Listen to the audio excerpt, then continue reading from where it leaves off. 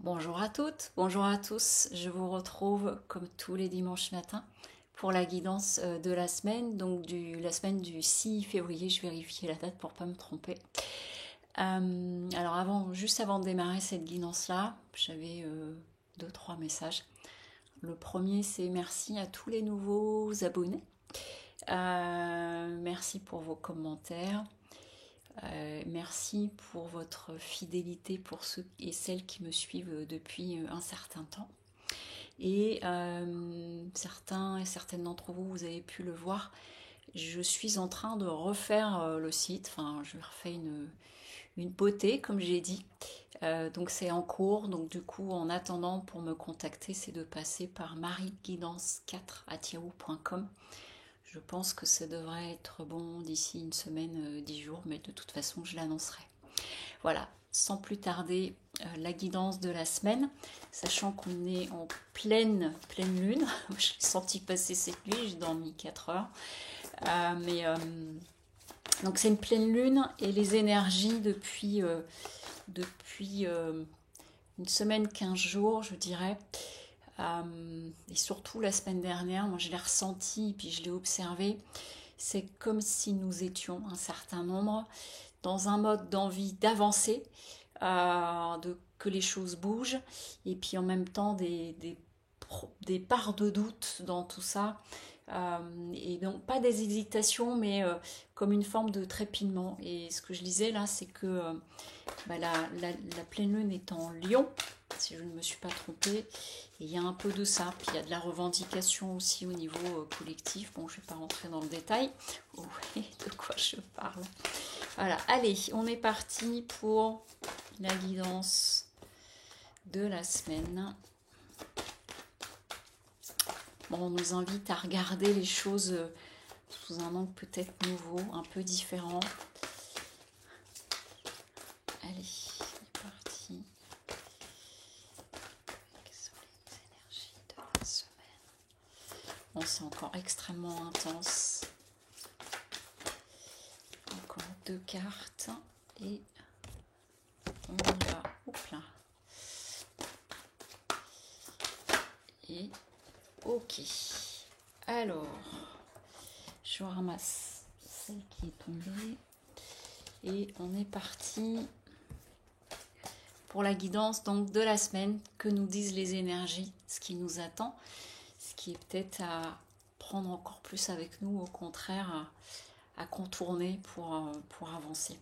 Donc on a en première carte l'ordre. Donc il y a, alors l'ordre, ça peut être à la fois, j'entends justement comme un rappel à l'ordre, une sorte de coup de sifflet. J'entends comme t'es bien sûr que tu veux lâcher, ou t'es bien sûr quelque chose comme ça, ou de rappelle-toi ce que tu voulais, rappelle-toi ce que tu avais pu décider. Et il peut y avoir, ça peut être l'idée aussi d'événements imprévus, dans le positif ou dans le négatif, hein, on verra bien, mais du coup il y a cette idée-là, et comme si pour certains et certaines d'entre vous, ok, on me dit de prêter attention aux signes, aux synchronicités aussi, dans des moments où vous pourriez vous dire non mais ça va pas fonctionner, ou des choses comme ça, d'être attentif et attentive à des signes, à des synchronicités, à des choses que l'on pourrait vous dire. Donc on est vraiment sur quelque chose de l'ordre du subtil, mais en même temps c'est très clair ce que j'entends.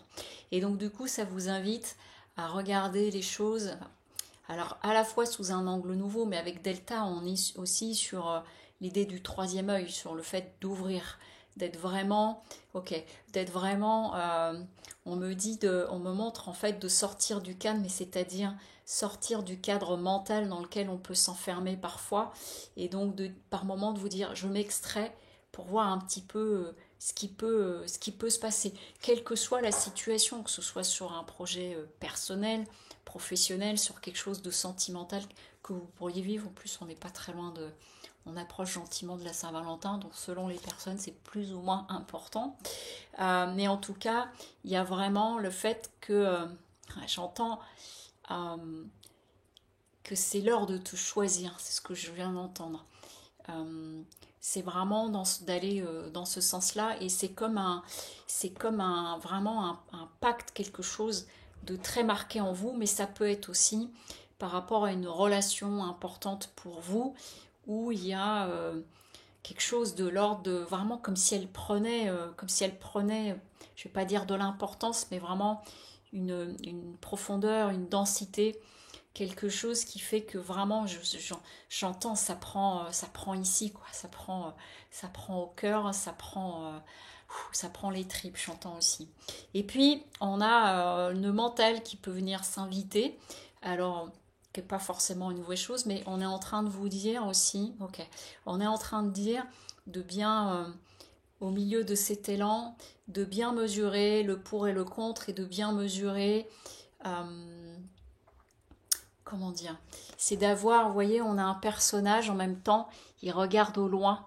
Vous voyez, donc c'est vraiment d'être voilà, dans la perspective, dans quelque chose qui est de l'ordre de la perspective, à la différence de vouloir les choses sur du court terme, sur du one shot ou sur des choses dans le précipité, dans l'impatience. Je rappelle par rapport aux énergies, ce que je disais, les énergies là de la pleine lune qui peuvent nous contracter un peu parce que j'entends ah mais ça avance pas comme je voudrais ou d'un seul coup je me sens bloquée ou je me bloque toute seule ou tout seul, et bien du coup on est en train de dire que on vous invite à travers tout ça de regarder dans la perspective, d'être vraiment pas court-termiste, mais de regarder, vous voyez, j'arrête pas d'avoir le regard qui est appelé au loin, et on dit c'est de regarder au loin, c'est de voir au-delà de ce qui peut se présenter là tout de suite pour vous, qui peut peut-être être des formes de frein, de l'impatience ou des choses comme ça. Voilà, j'entends ménage ta monture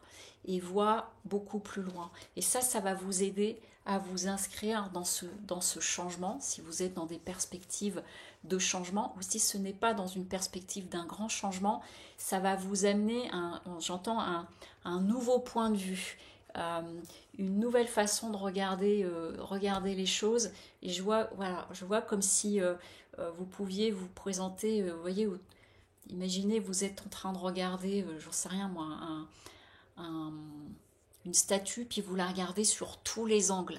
Et donc du coup, ça amène un regard nouveau, avec une lumière nouvelle. Donc il y a vraiment quelque chose de cet ordre-là. Donc ce qu'on est en train de me dire, c'est si tu trépignes, pose-toi, regarde, prendre la perspective. C'est pas de la hauteur, c'est de la perspective, c'est différent. La hauteur, c'est pour dédramatiser. La perspective, c'est vraiment la façon dont ça peut s'inscrire pour vous, non seulement dans le temps, mais dans le sens que vous y mettez. Et alors là, ça va amener de la patience, on me dit, parce que cette perspective va dire, waouh, ah oui, d'accord, c'est tout ça que ça veut dire derrière.